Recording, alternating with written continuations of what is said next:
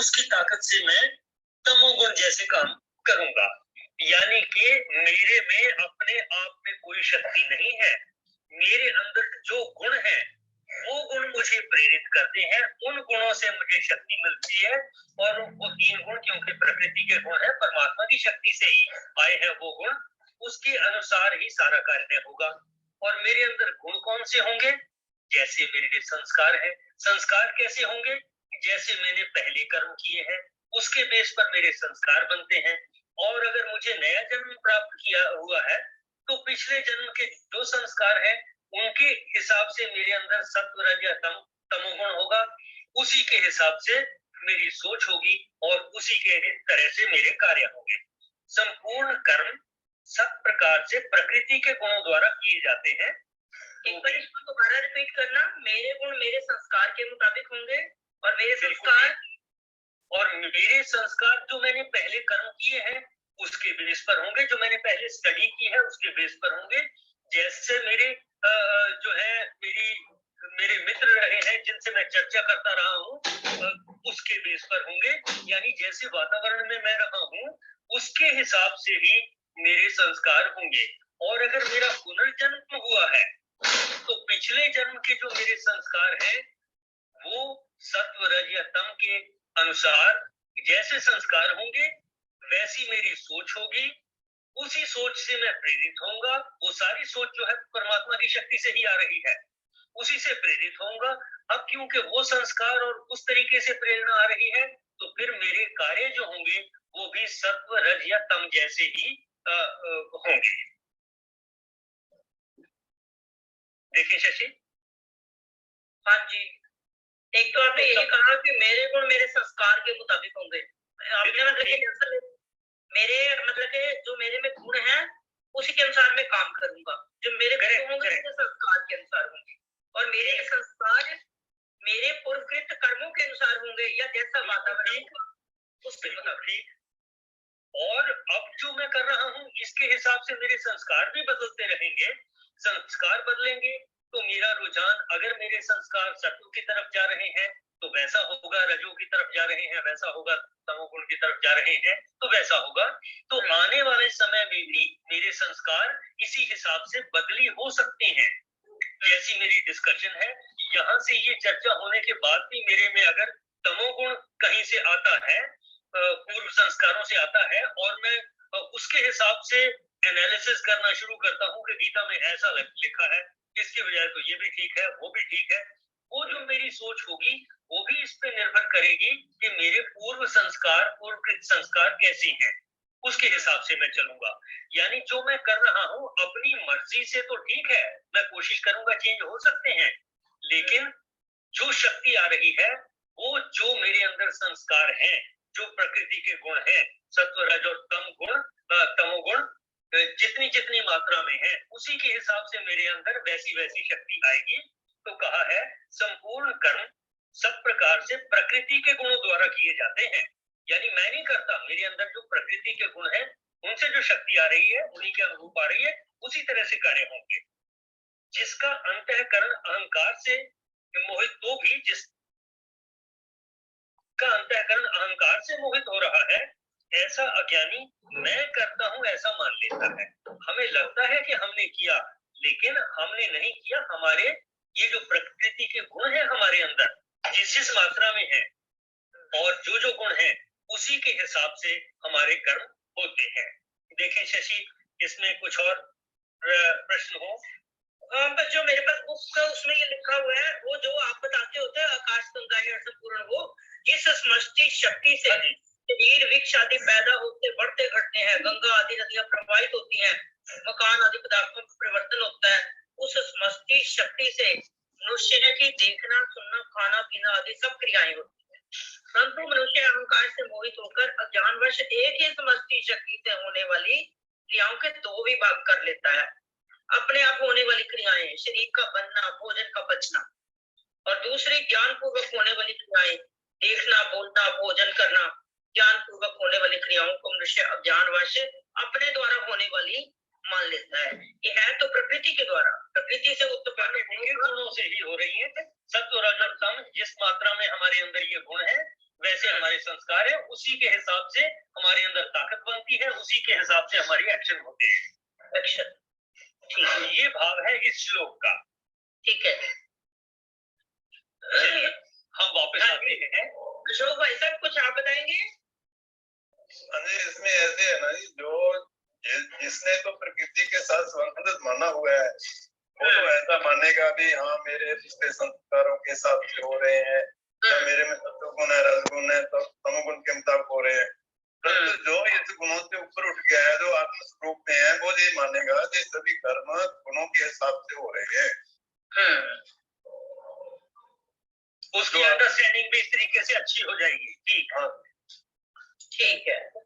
एक श्लोक ले सकते हैं इसमें, एक श्लोक मैं बता रहा हूँ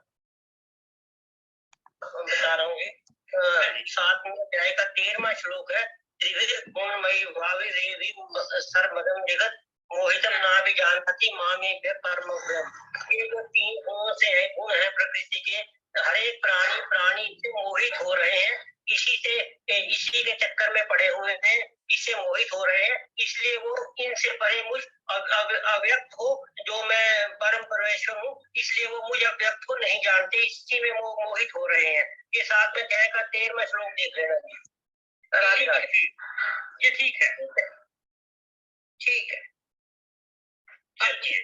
अब आप लौट के आते हैं। हाँ जी, अब ईशावास्य उपनिषद पे आते हैं। मैं समझ थोड़ा सा संक्षेप में बात कर दूं, जो श्लोक हमने पहले पढ़े हैं, फिर जो चीज नहीं हमने डिटेल में पढ़ी उस पर चर्चा करूंगा। सबसे पहली बात शांति पाठ जिसको कहते हैं, ओम पूर्णमदः पूर्णात् पूर्णम उदच्यते पूर्णस्य पूर्णमादाय पूर्णमेवावशिष्यते, यानी कि वो परमात्मा संपूर्ण चीज को कुल मिला ले तो वो परमात्मा है, वो पूरा है, और जो हमें दिखाई देता है वो भी पूरा है। उस पूरे में से ये पूरा निकाल दे, माइनस कर दे, तो जो बचेगा वो भी पूरा है, ऐसी बात कही है। यानी कि इस पूरे में से हम कोई चीज अलग कर लें, जो अलग की है वो भी परमात्मा है, और जो बच गया है वो भी परमात्मा है। परमात्मा के टुकड़े नहीं किए जा सकते, ऐसा भाव यहाँ से समझ में आता है। आगे चलते हैं। ठीक है। पहला श्लोक, और मुझे आज ऐसा महसूस हुआ कि हमें जब भी हम अपनी चर्चा करें, तो अगर हम ये आधा श्लोक बोल लिया करें तो और ज्यादा अच्छा हो सकता है, याददाश्त ताजा हो जाती है। ओम ईशावास्यम इदम सर्वम यत् किंच जगत्याम जगत। अगर हम शुरू में ये श्लोक कहें या बाद में भी इस श्लोक के साथ समाप्ति करें, ईशावास्यम इदम सर्वम यत् किंच जगत्याम जगत, यानी इस पूरे संसार में सारे जितने भी ब्रह्मांड हैं, उसमें जितने जगत हैं, पृथ्वी एक जगत है, ऐसे और सारे अनेकों असंख्य जगत हैं, ये सब ईश्वर से आच्छादित है। ईश्वर इनके अंदर व्याप्त है, सब चीज में ईश्वर की शक्ति है। जैसा मैंने कहा था कि पत्थर में पत्थरपन जो है वो भी ईश्वर की शक्ति से है, पानी में उसका पानीपन होना, तरलपन होना भी परमात्मा की शक्ति से है। वैज्ञानिक दृष्टि से हम जिस तरह से मर्जी व्याख्याएं करें, लेकिन ये सारा कुछ जो है ईशावास्यम इदम सर्वम, जो सब कुछ है चारों तरफ ईश्वर का ही, ईश्वर उसमें व्याप्त है। आगे चलते हैं। इससे अगला श्लोक था कुर्वन्ने कर्माणि जिजीविषेत् शतं समाः, यानी कर्म करते हुए 100 साल तक जीने की इच्छा करो, और इस तरीके से करने के अलावा दूसरा कोई आपके पास रास्ता भी नहीं है, और ऐसा करने से हम कर्मों से लिप्त भी नहीं होते। आगे तीसरा जो श्लोक जिसको हमने पढ़ा नहीं है उसको मैं अभी पढ़ देता हूँ, कंटिन्यूटी में है। असुर्या नाम ती लोका अंधीन तमसा आवृता दांस्ते प्रेत्याभिगच्छन्ति ये के आत्महनो जना। हिंदी इसकी पढ़ देता हूँ। असुरों के जो प्रसिद्ध नाना प्रकार की योनियां एवं नरक रूप लोक हैं, वे सभी अंधेन तमसा अज्ञान तथा द्वेष क्लेश रूप महान अंधकार से, यानी अज्ञान को, दुख को, क्लेश को महान अंधकार कहा है, आवृता आच्छादित है। जो कोई भी प्राणी, ये के च, जो कोई भी आत्मा की हत्या करने वाले हैं, यानी या तो आत्महत्या करने वाले हैं, या आत्मा की शक्ति को समझते नहीं है, या अपना विकास होने को रोकते हैं, अच्छी चीजों की तरफ, रास्तों की तरफ नहीं जाते हैं, उसको कहा जाएगा आत्महनन है। आत्मा की हत्या करने वाले हैं मनुष्य हो, वे मरकर उन्हीं भयंकर लोगों को बार बार प्राप्त हो जाते हैं। यानी कि उनकी प्रवृत्ति और प्रकृति जैसी होगी, ठीक वैसे ही जैसे हमने प्रकृति के गुणों की बात की, तो जैसे जैसे जिसके संस्कार होंगे, अगर वो असुरों जैसे संस्कार हैं, तो अगले जन्म में उनको उसी हिसाब से उन्हीं लोकों में जन्म मिलेगा। ऐसी बहुत सारी चर्चा गीता में भी आती है, तो ये यहाँ पर इसका थोड़ी सी चर्चा की हुई है, लेकिन इससे ज्यादा समय नहीं लगाऊंगा। इसके आगे हमने पढ़ा था अनेजत एकम, यानी परमात्मा जो है वो चलते नहीं है, एक है, मन से गति उनकी तीव्र है, देवता लोग भी उनको प्राप्त नहीं कर सकते, वो दौड़ने वालों से रुके हुए हैं, और परमात्मा दौड़ने वालों से भी रुके भी दौड़ने वालों से आगे निकल जाते हैं। क्यों? क्योंकि परमात्मा सब जगह व्याप्त है। तो ऐसी व्याख्या यहाँ की हुई है। अतिक्रमण कर जाते हैं, उनके होने पर भी उनकी सत्ता शक्ति से वायु आदि देवता जल वर्षा आदि क्रिया संपादन करने में समर्थ होते हैं। ये सारी शक्तियां बताई कि परमात्मा की ही शक्ति से ये सारे कार्य हो रहे हैं। इसके अगला श्लोक में कहा था तत् एजति, वो चलते हैं, वो नहीं भी चलते, वो दूर से दूर भी है, वो समीप से समीप भी है, और परमात्मा इस सर्वस्व जगत के अंदर भी है, सर्वस्व जगत के बाहर भी है। ये एक बहुत बड़ी बात है, जिससे हमें व्यापक रूप से समझ में आना चाहिए कि जो कुछ है वो सब कुल मिलाकर के उसको परमात्मा कहा जाएगा। इससे अगला श्लोक है, हाँ जी, वासुदेव है सर्वम, सब कुछ परमात्मा ही है, सब कुछ परमात्मा ही है, बिल्कुल ठीक। यस्तु सर्वाणि भूतानि, ये श्लोक कल भी बात की थी। परंतु जो मनुष्य संपूर्ण प्राणियों को परमात्मा में ही निरंतर देखता है और संपूर्ण प्राणियों में परमात्मा को देखता है, ये ऊपर वाले श्लोक की ही व्याख्या के अंतर्गत आ सकता है। उसके पश्चात वह कभी भी न विजुगुप्सते, किसी से घृणा नहीं करता। इसकी चर्चा हमने की थी कि अगर मुझे समझ में आ जाए कि सब में परमात्मा है और परमात्मा सब में है, हम सब परमात्मा के अंदर है, हमारे अंदर भी परमात्मा है और सब के अंदर है, अगर ये बात हमारे मन में घर कर जाए तो फिर किसी से, ऐसा व्यक्ति किसी से घृणा नहीं करता। इसी की कंटिन्यूटी में अगला श्लोक है जो हमने इससे पहले डिस्कस नहीं किया, उसको शशि अगर आपके सामने है, यस्मिन् सर्वाणि भूतानि, यस्मिन् सर्वाणि भूतान्यत् मय्वा विजानतः तत्र को मोह कः शोकः एकत्वम् अनुपश्यतः। तो इसको हम और समझ लेते हैं। यस्मिन्, जिस स्थिति में, विजानतः, पर ब्रह्म परमेश्वर को भली भांति जानने वाले महापुरुष के संपूर्ण प्राणी एकमात्र परमात्मा स्वरूप ही हो चुके हैं। यानी जिसके मन में बैठ गया, जो स्वरूप हमने डिस्कस किया, जो भी कुछ इस संसार में है सब कुछ परमात्मा ही है, सभी प्राणियों में परमात्मा है, तो एकमात्र परमात्मा रूप ही हो चुके हैं। उस अवस्था में एकता का, एकमात्र परमेश्वर का निरंतर साक्षात करने वाले पुरुषों के लिए कौन सा मोह रह जाता है और कौन सा शोक रह जाता है। अगर मुझे ये पता लग जाए कि ये प्राणी परमात्मा के ही शरीर का हिस्सा है, सारे प्राणी, तो जिस वक्त उनकी मृत्यु होगी तब भी मुझे पता होगा वो परमात्मा से बाहर नहीं गए, परमात्मा के अंदर ही गए हैं और उन्होंने जन्म भी ले लेना है, तो किसी मोह की बात नहीं रह जाएगी, किसी शोक की बात नहीं रह जाएगी। यानी कि ये जो कुछ अभी तक हमने पढ़ा है, अगर ये बात हमारे मन में ठीक से बैठे, परमात्मा का स्वरूप हमारी समझ में आ जाए, तो हमें दूसरों से घृणा भी नहीं होगी, किसी के साथ मोह भी नहीं होगा, किसी चीज का हमें शोक भी नहीं होगा। ये सारी बातें यहाँ तक के श्लोकों में आती हैं। यहाँ तक देखें, अभी तक कुछ और आप लोग कहना चाहेंगे, आप लोग कहें, तब फिर इसके बाद बात करेंगे आगे। नहीं, ठीक है, बिल्कुल जो आप बताते थे वो श्लोक पूरे पढ़ लिए ना, तो अच्छा क्लियर हो गया। ठीक, कुछ पूछते हैं? हेलो अतु जी। नहीं दीदी ठीक है। चलो, हाँ जी। All right. इसके बाद अगला श्लोक शशि आप पढ़िए जरा। सपर्यगात् शुक्रम पर्यागात् शुक्रम अकायम व्रणम अस्नाविरम शुद्धम अपावनिद्धम कविर मनीषी परिभ्रूः स्वयंभू याथा तथ्यतो अर्थान यदथा शाश्वतीभ्यः समाभ्यः। देखिए यहाँ परमात्मा के स्वरूप का कुछ और विस्तार में वर्णन किया।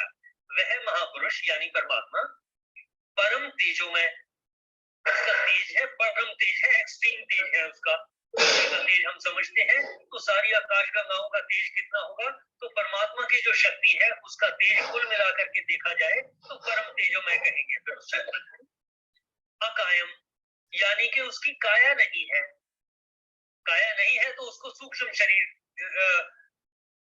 से रहित है, से रहित लिखा है यहाँ, यानी सूक्ष्म है और शरीर से रहित है। अकायम यानी काया के बगैर है, उसकी बॉडी नहीं है, लेकिन हम उसके स्वरूप को समझते हैं कि ये जितनी आकाश गंगाएं और सब कुछ है ये उसका स्वरूप है, उसका शरीर है, ऐसा हम अपनी समझ के लिए मान लेते हैं। अव्रणम छिद्र रहित या क्षत रहित, उसमें छिद्र भी नहीं है। हालांकि हमें दिखाई देता है कि बीच में खाली स्थान आ जाता है, वैक्यूम आ जाता है, पर उसके शरीर में कोई छिद्र नहीं है। अस्नाविरम शिराओं से रहित, जैसे हमारे रोम है, शिराएं हैं, इस तरीके से उसकी कोई शिराएं नहीं है। स्थूल पंथ भौतिक शरीर से रहित, ऐसा मनुष्य जैसा शरीर भी नहीं है उस परमात्मा का। शुद्धम यानी शुद्ध है, अप्राकृत दिव्य सच्चिदानंद स्वरूप हिंदी में लिखा है, संस्कृत में शब्द लिखा है शुद्धम, यानी वो प्योर है, प्योरेस्ट है। अपाप विद्धम यानी पाप से हट करके है, शुभ अशुभ संपूर्ण संपर्क शून्य परमेश्वर को प्राप्त हो जाता है।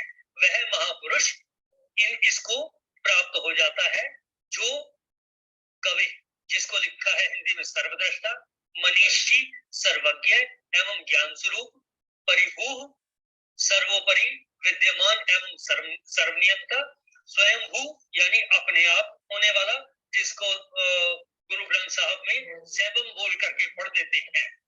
एक ओंकार सतनाम कर्ता पुरुष निर्भव निर्वैर अकाल मूर्त अजूनी, इसके बाद का जो शब्द है उसको सैभम कह देते हैं, वो स्वयंभू है, यानी परमात्मा अपने आप से हुआ है, हमें नहीं पता वो कैसे है, स्वयंभू है, वो अपने आप से होने वाला है। और शाश्वती अनादि, अनादि है, उसके स्टार्ट पॉइंट का पता नहीं कि उसका जन्म या स्टार्ट कब हुआ। समाप्य काल से, अनादि काल से सब प्राणियों के कर्मानुसार यथा योग्य संपूर्ण पदार्थों की रचना करते आए हैं। तो ये सारे गुण परमात्मा के बताए। संक्षेप में अगर हम कहें हमारी समझ के लिए कि सारा कुछ जो कुछ है परमात्मा का ही स्वरूप है।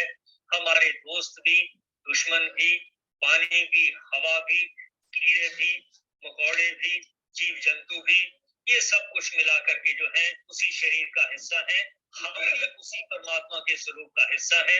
इतनी बातें संक्षेप में हम समझ लें तो हमें अपने जीवन में ईर्ष्या द्वेष से मुक्ति मिल सकती है और हम आगे प्रेम भाव के मार्ग पर अग्रसर हो सकते हैं।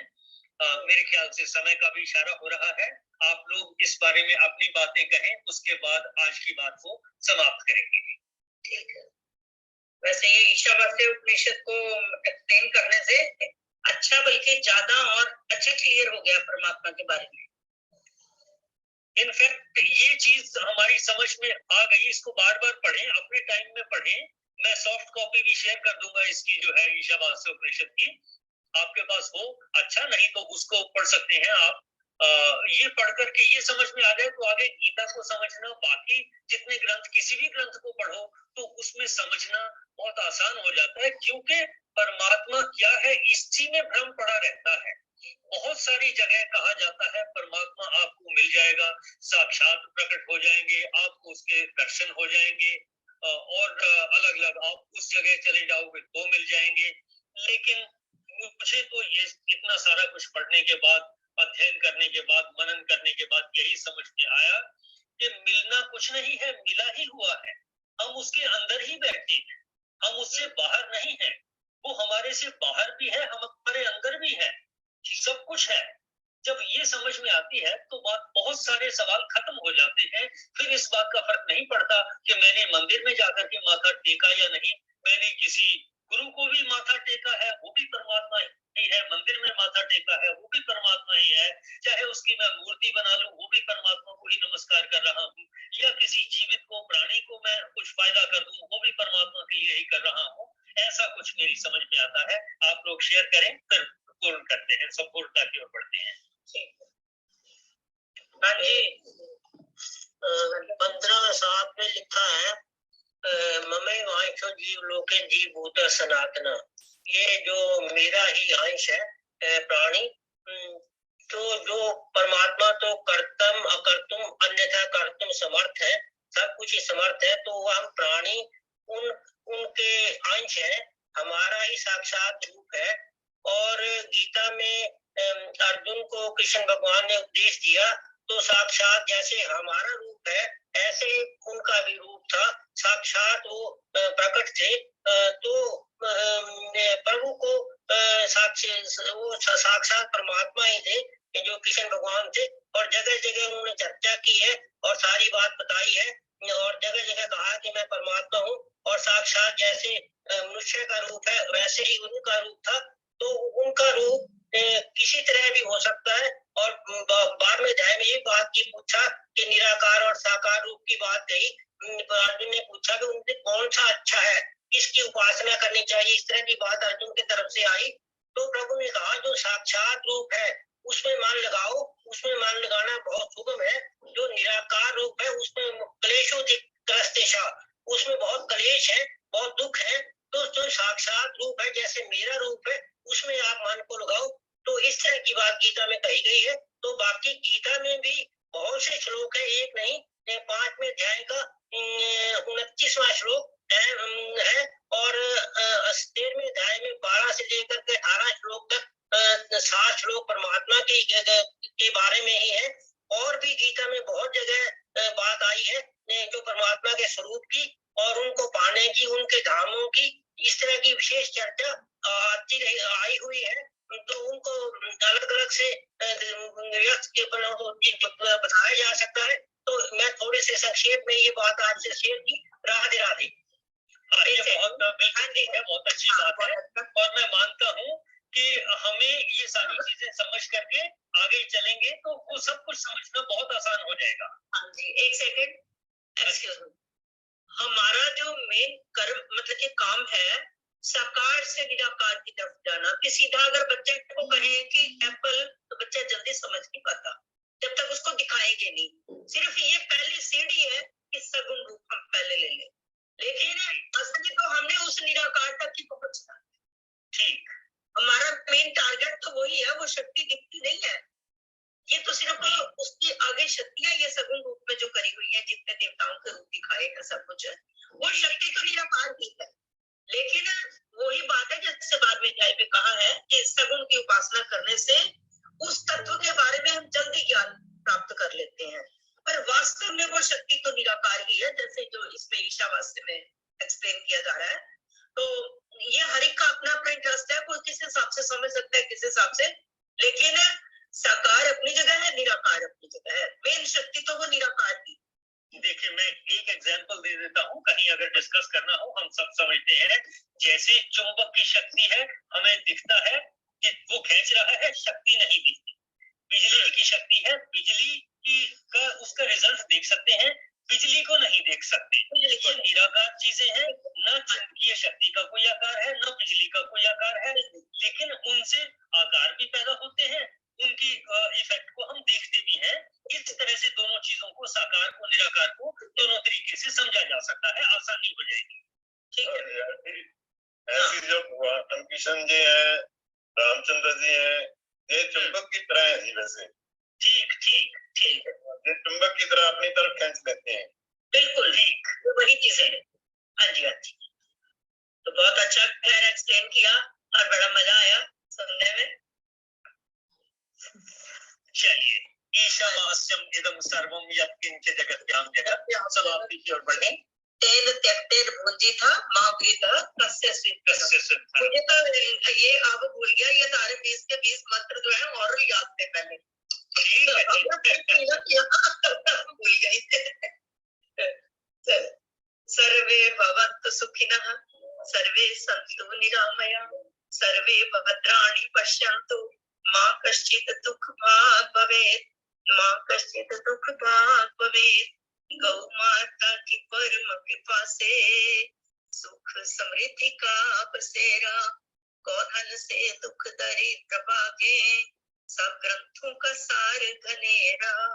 बोल गौ माता की जय। ब्रह्म अर्पणम अस्तु, ओम ब्रह्म अर्पणम अस्तु, ओम ब्रह्म अर्पणम अस्तु। हरिओम जी, बहुत आनंद आएगा, ये श्रृंखला बनी रहे। आदर्श मैडम का पॉइंट क्लियर हो गया? बिल्कुल, मेरे सारे क्वेश्चंस के आंसर्स मिल रहे हैं।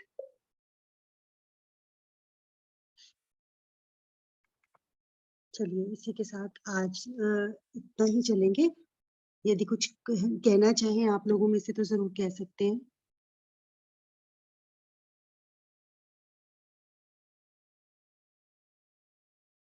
कोई कुछ कहना चाहेंगे?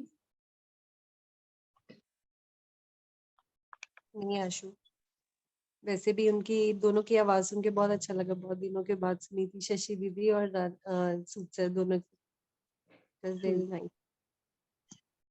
ठीक है, चलिए इसी के बहुत साथ अच्छा आज लगा। पूरे और 2 साल बाद 18 दिसंबर 2020 है ना आज 19, हाँ नहीं 2 साल 1 महीना। ये शुरुआत के हैं जब उन्होंने बोला था कि शुरुआत गीता से के। पहले ईशावास्य हाँ। उपनिषद में करना चाहूंगा, क्योंकि उसी से मेरे को समझ में आया था एक्चुअल में। तो सर ने उसी से शुरुआत बिल्कुल। किया था। मुझे लगा कि आप सबने नहीं सुना तो उसे सुनना चाहिए। नहीं सुना था, लेकिन बार बार सुनने से भी अच्छा लगता है। बहुत अच्छा लगा। सूद सर ये बहुत बार कोट करते थे ना हाँ हाँ एक्सप्लेनेशन में, ये बहुत बार कोट किया। हाँ। इसकी दूसरी